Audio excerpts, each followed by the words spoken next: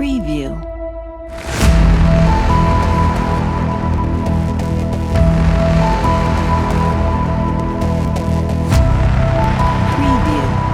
Seguimos contando una historia en Canal 7. En este caso, Miguel García sigue hablando básicamente, ¿no?, de Arturo Illia, esos 3 años y algo de gobierno que terminó con el derrocamiento, pero que evidentemente dejó mucho para contar en cuanto a historia para nuestro país. Lo compartimos. Sí, yo creo que por eso es bueno que la teleaudiencia sepa que yo fui quien te solicité todo esto, la autorización o el pedido, porque me parecía que era una lástima muy grande, sobre todo para las nuevas generaciones, que no conozcan quién es Arturo Illia o quién fue Arturo Illia. Es más, yo creo que va a haber gente de mi edad que va a descubrir facetas del gobierno de Illia que fueron, yo creo que intencionalmente escondidas. A don Arturo siempre se lo emparentaba con el hombre honesto en la función pública, y nada más que eso. Y don Arturo fue mucho más que honestidad en el gobierno.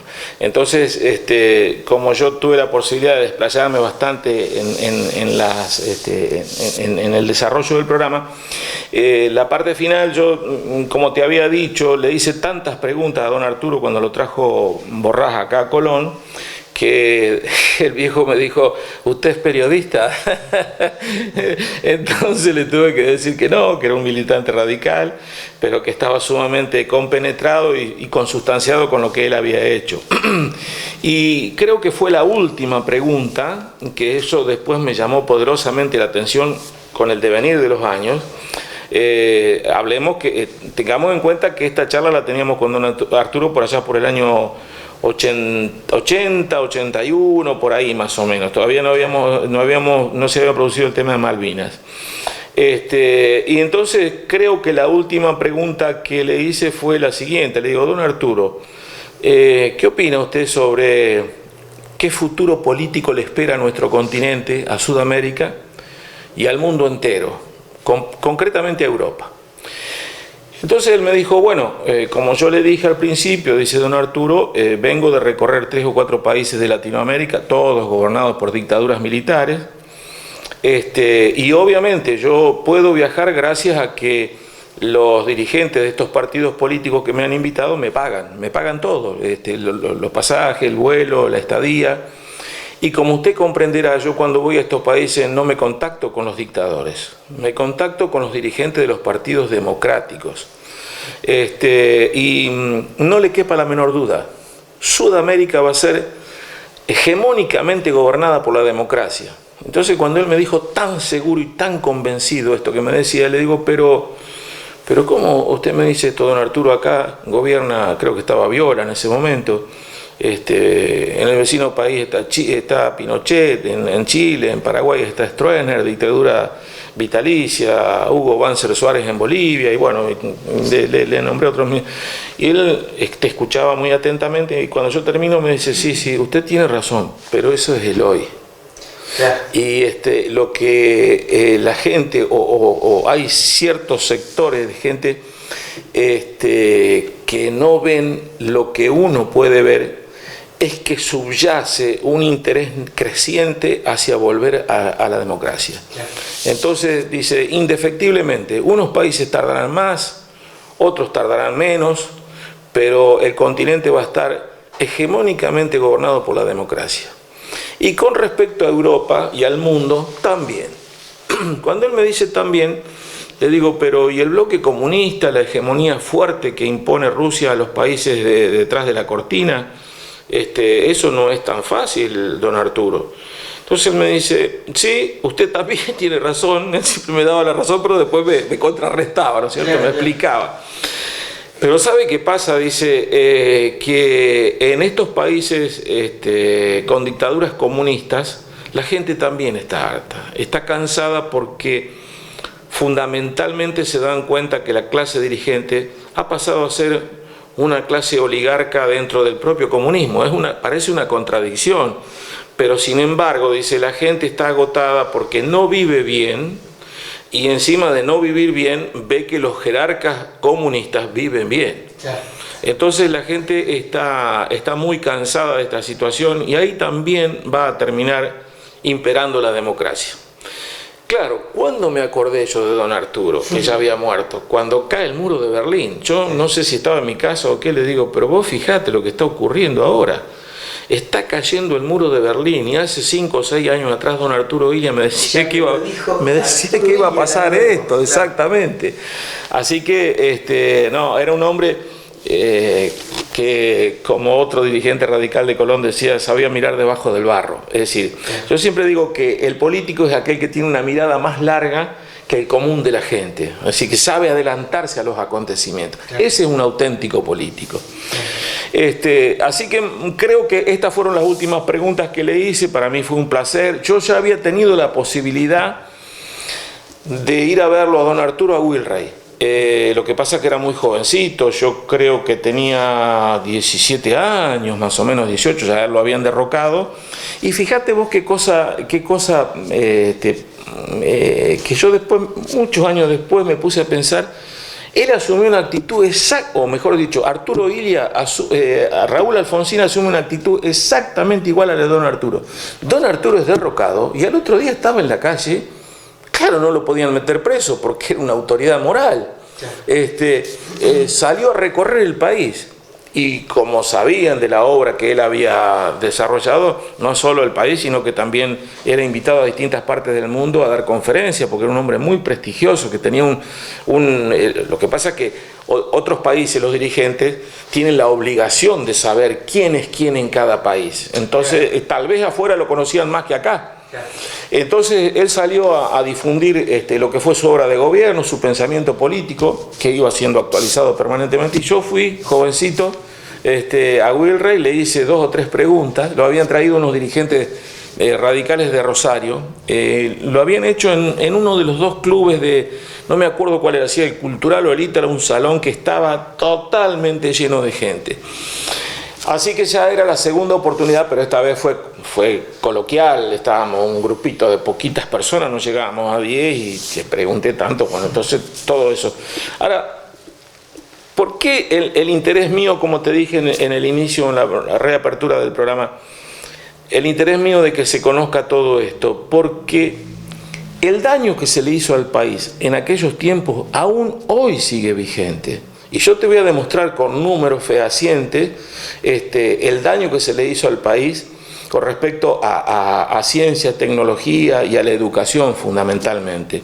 Es decir, la pobreza, el desempleo y la desigualdad se han convertido o se han constituido en fenómenos estructurales de nuestro país, que lamentablemente estos problemas también están ocurriendo en otros países donde existe democracia, ¿no es cierto? Y esto es sumamente grave. Vos fíjate que en este marco la educación ha sufrido un retroceso brutal, sí, que es el eje fundamental que tienen los pueblos para desarrollarse. Una muy buena calidad de educación, una calidad de educación muy exigente.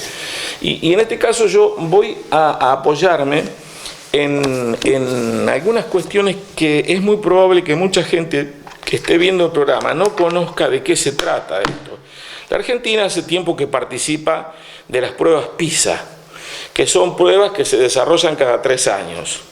El programa para la evaluación internacional de alumnos, OCDE, PISA por sus siglas en inglés, acá no me pidas que pronuncie bien, Program for International Students, ASEMEN.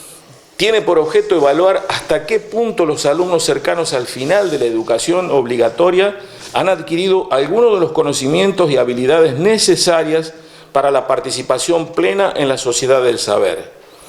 PISA saca a relucir aquellos países que han alcanzado un buen rendimiento y al mismo tiempo un reparto equitativo de oportunidades de aprendizaje, ayudando así a establecer metas ambiciosas para otros países. Las pruebas PISA se efectúan cada 3 años. Examinan el rendimiento de alumnos de 15 años en áreas temáticas claves como ciencias, matemática, lectura, o sea, comprensión de texto. Y estudian igualmente una gama amplia de resultados educativos, entre los que se encuentran la motivación de los alumnos por aprender, la concepción que estos tienen sobre sí mismos, y sus estrategias de aprendizaje. La participación en PISA ha sido extensa. Hasta la fecha participan todos los países miembros de la Organización para la Cooperación y el Desarrollo Económico, OCDE, así como varios países asociados. Los estudiantes son seleccionados a partir de una muestra aleatoria de escuelas públicas y privadas. Son elegidos en función de su edad, entre 15 años y 3 meses y 16 años y 2 meses al principio de la evaluación, y no del grado escolar en el que se encuentran. Claro. Y escucha bien este número. En la última prueba efectuada, este libro obviamente que es un libro que ha sido editado hace bastante tiempo, dice, en la última prueba efectuada en el 2012 participaron por nuestro país 5.900 estudiantes de 226 escuelas, tanto públicas como privadas de todo el país. Y aquí vamos al resultado, y esto es lo que te duele. Esto te duele tremendamente que nos esté pasando. 5.000 y pico de alumnos, una suma importante. 5.900 alumnos, sí, de 226 escuelas, entre escuelas estatales, que son la mayoría, y privadas. Sí. Ahora vos fíjate lo grave de todo esto. Efectuados los últimos años en los que vemos un grave retroceso en el nivel de nuestros alumnos de 15 años, en los cuales el retroceso se va haciendo cada vez más marcado. Así tenemos que en el año 2000 la Argentina se encontraba en el puesto 37º sobre un total de 43. En el 2006, 53º sobre 58. En el 2009, 58º sobre 65, y en la última evaluación, 59ª sobre 65. Esto indica sin lugar a dudas el estancamiento de la escuela argentina. Y mirá vos lo que dice a continuación. En Latinoamérica nos encontramos por detrás de Chile, México, Uruguay, Costa Rica y Brasil. Y solamente superamos a Colombia y Perú. Haciendo un análisis más pormenorizado comparado, dice, bueno, acá trae después el desarrollo en una tablita, que es bueno la comparación porque tiene la prueba del 2009 y la del 2013. Vamos a ver la del 2013, que es la última, porque en definitiva los números desgraciadamente no varían mucho. Claro. Y acá dice, en interpretación de texto, el puntaje máximo logrado, no sé por qué país, porque aquí no lo dice obviamente, fueron 542 puntos y la Argentina sacó 396 puntos. En matemáticas, el máximo de puntaje fue 573, Argentina sacó 388. Y en ciencia estamos un poquitito mejor. El puntaje mayor fue 561 y el de Argentina 406. Y después, ya para terminar, hay un experto en educación, Gustavo Yáñez, yo he leído algún trabajo de este hombre, que dice en un párrafo de un trabajo que él ha publicado, fíjate vos, esto es la médula de la cuestión. Llegó la época de terminar con las grandes consignas épicas.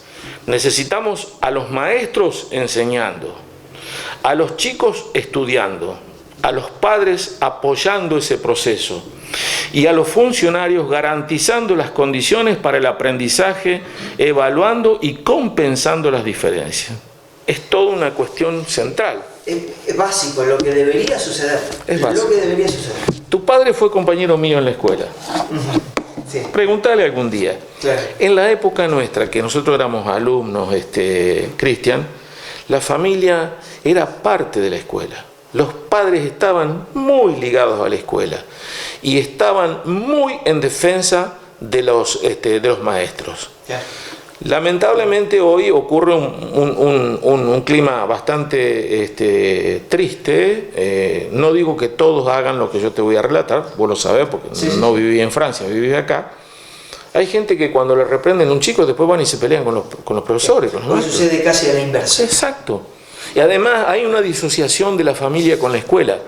También te lo puedo decir con pleno conocimiento de causa, porque si bien mi hija ya terminó el secundario hace 2 años, en 19 terminó ella, yo quedé vinculado a la cooperadora del Colegio Nacional, la escuela más importante de Colón, casi 1.800 alumnos en los 4 niveles. Y uno de los problemas que hay ahí también, que lo veíamos, es que la familia se acerca muy poco a la escuela. Y es una picardía, es una lástima, porque el padre tiene que ser un aliado del maestro, tiene que ser el socio de la escuela para que el hijo tenga una mejor educación, no me cabe la menor duda. Y ahora sí, para terminar, a mis amigos de la causa nacional y popular, aunque algunos de ellos poco democráticos, yo he escuchado en algún programa por ahí que hablan de política y refiriéndose a la causa nacional y popular, cuando entran en el tema de la larga proscripción de Perón en el exilio, en un reduccionismo brutal meten a todo el mundo en la misma bolsa Frondizi, Guido y Lía. Y no todo es lo mismo. No todo es lo mismo. Entonces, yo les pediría a ellos, humildemente, modestamente, que cuando hagan el desarrollo, yo acepto y respeto las opiniones de absolutamente de todos, mucho más de quienes no coinciden conmigo, los respeto por una cuestión elemental. Este es el juego de la democracia. Tenemos que acostumbrarnos a escuchar al que opina distinto a nosotros y no sentirnos ni agraviados ni agredidos. Pero sí tenemos derecho a marcar nuestras diferencias. Por eso yo creo que sería importante que cuando hagan algún análisis tratando de sintetizar los años del destierro de Perón, no metan a todos en la misma bolsa, porque no fueron todos iguales. Está. Miguel, como que ya estaríamos cerrando este momentito, ¿me querés tirar un adelanto de lo que viene para el próximo encuentro? ¿Cómo no? ¿Cómo no? ¿A dónde nos lleva la historia? Yo ya entraría en lo que fue la apertura política. No me detendría tanto en el tema de lo que pasó en el último gobierno militar, porque todo el mundo sabe, ya nadie puede decir en este país que no conoce lo que pasó. Exacto. ¿No es cierto? Pero sí me gustaría tratar de buscar 2, 3 o 4, 3 puntos concretamente, sobre todo 2, que son los que más o menos nos van marcando los pasos que se fueron siguiendo cuando nos acercábamos a la apertura política en nuestro país, a la apertura democrática. El proceso militar que comenzó en el 76, en marzo del 76, en pueblos pequeños como Colón, mucho tiempo después, no se sabía lo que estaba pasando, sobre todo en los grandes conglomerados humanos. Pero en el caso mío ocurrió un hecho inédito, porque yo seguía viajando. Nosotros no éramos subversivos, no éramos peligrosos en el sentido que lo marcaban ellos. Yo viajaba muy seguido a Pergamino. Ahí tenía una familia amiga, de la familia de Willy Cantore. Willy Cantore fue un hombre que fue senador de la provincia de Buenos Aires junto con Pedro Cantelmi, nuestro convecino. Fueron senadores en el periodo 63-66, cuando era presidente Ilía, y Anselmo Marini era el gobernador de la provincia de Buenos Aires. Yo me había hecho muy amigo del hijo mayor de Willy Cantore, me estoy refiriendo a Carlitos Cantore. El hermano de él, Luiso Cantore, después, cuando se recibe de abogado, fue mucho tiempo asesor letrado de la Municipalidad de Pergamino. Y ellos viven en el edificio del Banco Hipotecario, frente a la plaza, muy cerquita a la municipalidad, y de ahí la vieja terminal de ómnibus de Pergamino quedaba a una cuadra. Y también a una cuadra y pico, pero por la calle General Paz, vivía Raúl Borrás. Así que nosotros era muy común que cuando el flaco estaba en Pergamino nos íbamos a visitarlo y a charlar con él. Por ahí la gente a lo mejor no sabe que dentro de las Fuerzas Armadas no son apolíticos los militares. Es decir, hay militares que simpatizan con el peronismo, hay militares que simpatizan con el radicalismo y hay otros que simpatizarán con otros partidos, ¿no es cierto? Creo que comunistas no debe haber, pero ¿qué pasa? El hecho de existir estas simpatías o consustanciaciones dentro de las Fuerzas Armadas hacía que figuras como Raúl Borrás tenían alguna conexión y por ahí se enteraban de ciertas y determinadas cosas que el común de la gente no conocía. Okay. Vos fíjate lo que me pasó a mí. Sí, perdón, me quería... No, te estás mirando. Un día salimos, me acompaña Carlitos a tomar el colectivo, ese día no íbamos a hablar con Borrás y me dice, Miguel, yo no te lo quería decir delante de mis viejos, esto dice, porque los va a poner muy mal. Dice, vos sabés que este tipo, fulano de tal, del sur de la provincia de Buenos Aires, le ha entregado campos al ejército para que se instalen campos de concentración. Mira, Cristian, te lo juro que cuando me dijo eso, es como si me hubieran pegado un martillazo en la nuca. Claro, vos decías, campos de concentración lo asociaba con la Segunda Guerra Mundial y los nazis. Yo digo, pero vos estás seguro, Carlito, ¿para cómo? Esto era doblemente conmocionante para mí, porque este muchacho no era un bolacero, no era un tipo que por ahí te salía con cualquier cosa o que le gustaba hacer bromas pesadas, porque realmente, si hubiese sido una broma, hubiera sido una broma muy pesada. Entonces me dijo, sí, Miguel, tenemos informaciones precisas. Después, este personaje terminó ocupando un puesto en el gobierno de la provincia de Buenos Aires durante la gestión de Ibérico Senyal. Esta persona, que no la quiero nombrar porque no corresponde, ¿no? Pero terminó siendo, vino a Colón inclusive, en funciones públicas ya. Claro, pero él me lo estaba diciendo en junio, julio del 76, donde nadie sabía lo que pasaba. Imagínate vos, el golpe había sido en marzo. Pero aquí, acá yo creo que hay que marcar claramente lo siguiente. Yo creo que el gran conocimiento de lo que estaban haciendo los militares en la Argentina se da cuando se acercaba el Mundial de Fútbol del 78. Ahí la gente empieza a escuchar, a ver, inclusive había delegaciones, como el caso de justamente la que llega a la final con nosotros, Holanda, que ahí hay un respeto a los derechos humanos extraordinario en ese país. No querían, amagaban con no venir a jugar y decían que ellos no podían traer al equipo de fútbol de su país a un país donde había campos de concentración. Claro, la gente cuando empezó a escuchar esto, ahí empezó a despertar, que por otra parte también iba ocurriendo muy lentamente, pero bueno, había gente de acá que estaba estudiando carreras universitarias. Hubo un convecino que yo siempre le digo, vos le debés la vida a los peronistas, me estoy refiriendo a Lali Raineri, porque Lali Raineri cae preso no en la dictadura, ya cae preso con el terrorismo de Estado desatado del gobierno democrático de Perón detrás de López Rega y la AAA. Exacto. Yo siempre le decía, vos le debés, y él medio como broma creo que me decía que sí, que tenía razón. Pero bueno, ¿qué pasaba? Los que mandaban sus hijos a estudiar, ya en el ámbito de la facultad había un tufillo raro, porque empezaban a aparecer personajes en cátedra no muy conocidos, a veces algunos con el pelo medio cortito, y eso iban a espiar adentro, en las asambleas sobre todo, a ver qué opinaba cada uno de los alumnos, para después chupárselo, y muchos de ellos desaparecieron, nunca más se los pudo ver. Entonces era lento pero gradual el conocimiento de la gente en lo que estaba pasando, y explotó con el Mundial. Ahí ya la cosa fue un poco más masiva. Y después, otra de las cuestiones por las cuales los partidos políticos en general, no solo el radicalismo, cuando se acercaba la salida democrática, empezó a acercarse gradual y lentamente a los partidos políticos. Muchos ya se querían afiliar, porque había un ahogo en la sociedad. La sociedad estaba ahogada de tanta dictadura, de represión, de no poder decir lo que vos pensabas porque podías correr riesgos. Pero ¿qué pasó? Hubo otro episodio, un episodio final, cuando ya el proceso militar se agotaba.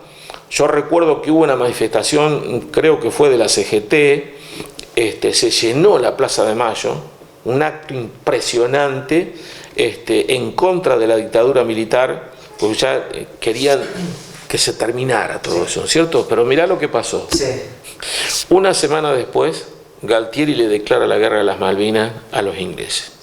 Un manotazo de ahogado del proceso. Tal cual, veían que lo de ellos se agotaba, y que si recuperaban las Malvinas había dictadura para toda la vida prácticamente, según ellos. Ahora vos fíjate qué cosa extraña, ¿no? Se llena la plaza en una manifestación en contra de la dictadura militar. Una semana o 10 días después se llenó otra vez la plaza, pero cuando el bravucón de Galtieri salió a decir a la plaza que le habían declarado la guerra a Inglaterra, ¿no es cierto? Eso, y el final de todo esto, que pudo haber tenido un final pacífico. Lo que pasa que estaba tan ensoberbecido Galtieri que no quiso saber nada, porque hubo un momento en que pensaban plantar 3 banderas en las islas y entrar a negociar el tema de la soberanía. estos canallas, 2x3, Costa Méndez, que era el canciller de la dictadura, hacía referencia a lo que había logrado don Arturo Illia con la gestión de Miguel Ángel Zavala Ortiz, la resolución 2065, que obligaba a Gran Bretaña a sentarse a discutir por primera vez el tema de la soberanía con Inglaterra. Yo me acuerdo que Costa Méndez 2x3 hacía referencia a esa resolución que se había logrado por única vez en el gobierno de Arturo Illia. Bueno, ¿qué pasó? El final traumático, lacerante, desgraciado de las guerras Malvinas, de la guerra de Malvinas, yo creo que eso también fue un sacudón muy fuerte, sobre todo en gente joven, que tal vez habían hecho una carrera universitaria exitosa, habían terminado siendo profesionales muchos de ellos, otros sin estar en una carrera universitaria, les pareció que el máximo de osadía y de salvajismo había sido el hecho de Malvinas. Y eso los empujó a acercarse a los distintos partidos, a afiliarse y a comprometerse por primera vez en sus vidas con la democracia. No porque se desentendieran anteriormente de lo que pasaba, pero acá decidieron asumir un compromiso real y efectivo detrás de un partido político, comprometerse con la democracia como sistema. Está. Dejamos para la próxima, Miguel, que me parece justo la apertura democrática. ¿Cómo no? Esos años 82, comienzo del 83, que, bueno, otra vez la historia vuelve a dar que hablar en nuestro país. ¿Te parece? Y van a escuchar algunos relatos y algunas cosas que no las conocen la gente. Ah, mira vos. Bueno, dejamos para la próxima. Cosas inéditas que les va a llamar poderosamente la atención. Está. Miguel, gracias por ahora. Retomamos en cualquier momento. Gracias a vos, Cristian. Gracias a todos los televidentes.